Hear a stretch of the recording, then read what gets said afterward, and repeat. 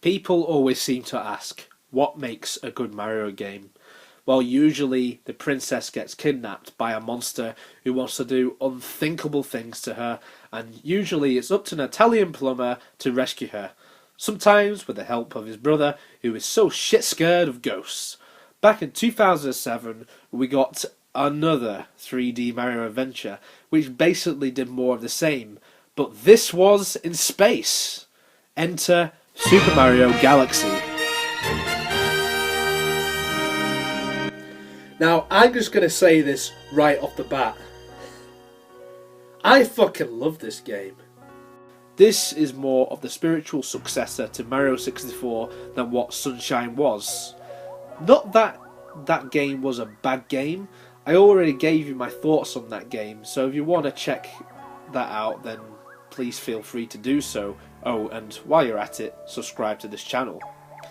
As you can guess, Super Mario Galaxy takes place in the outer reaches of the galaxy, I guess. Mario visits other planets and he's collecting stars again. He has to defeat Bowser yet again and rescue Peach yet again. You know, I'm not even going to bother giving you the plot of this game. You should all know very well by now how the plot of a Mario game goes, so I'm just going to leave it at that.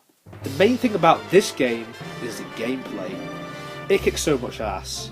This game, along with its sequel, are quite possibly the two best games that were on the Nintendo Wii, which is also known as the world's biggest dust collector. Hello, old friend. The way Mario controls is very reminiscent of how he was in his original 3D appearance, Super Mario 64. And I guess you could say the same for the DS remake.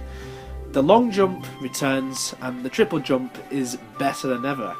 I think that this game would have been better though if it had a GameCube controller. The Wii controller was something which I always thought was quite gimmicky, and there were very few games on the console which I thought suited it very well. One of those games being Metroid Prime 3 Corruption. But some enjoy it, so at the end of the day, that's all that matters. With the controller, there is a pointer on the screen which you can move around to collect star bits, which have sort of become the main currency for this game, replacing the usual gold coins. Gold coins are still in this, but they aren't as important as they were in past titles. You also can shake the Wii remote to do an all-new spin attack, which Mario can use as a recovery in case you're about to fall to your doom, or more commonly, to defeat enemies.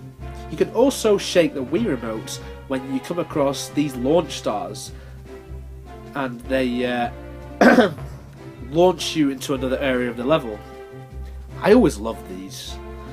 Now, in my opinion, the enemies in this game are top notch. You get the familiar faces like the Goombas, the Piranha Plants, which in essence makes this feel more like a Mario game than what Sunshine did. But again, I love that game for being a bit different. This game, while having more familiarity not only to Super Mario 64, but the 2D Mario games as well, has its own identity too, because it introduced more new elements to the series.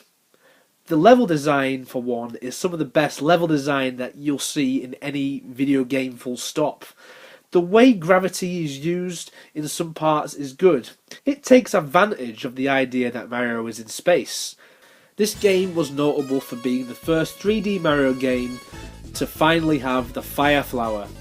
Unfortunately though, in this game, you can only use Fire Mario for a limited time. The Ice Flower functions the same here as well. Other notable power-ups are Boo Mario, Bee Mario and Spring Mario. Spring is the biggest what the fuck power-up of the game. Just why? There's also Rainbow Mario, which makes you invincible, and another power-up in which you can fly as well. I love this one, but it sucked that it hardly featured at all in the game. Overall though, Nintendo are very good to us with power-ups for this entry.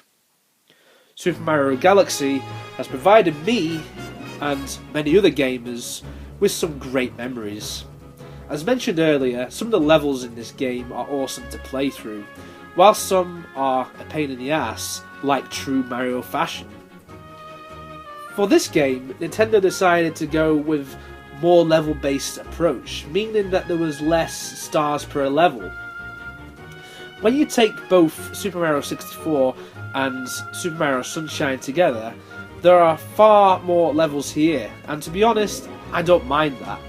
Again, it's different and it gives this game its own identity in a way. The hub world is alright, nothing too fancy, it's just a space observatory. It's great to see all the different areas of it unlock though, as you collect more stars throughout the game. This game has gained a legacy for most of the reasons I've just mentioned, but there's another, and that's the music. Come on, the music has got to be some of the best in the entire Super Mario series. Gusty Garden Galaxy being a favourite of mine, as well as many other people's, I'm very sure of that. There's even some remix music from Super Mario 64 here. Like I said at the start, with this game, you can't really go wrong with this. Mind you, I don't think you can when it relates to a galaxy.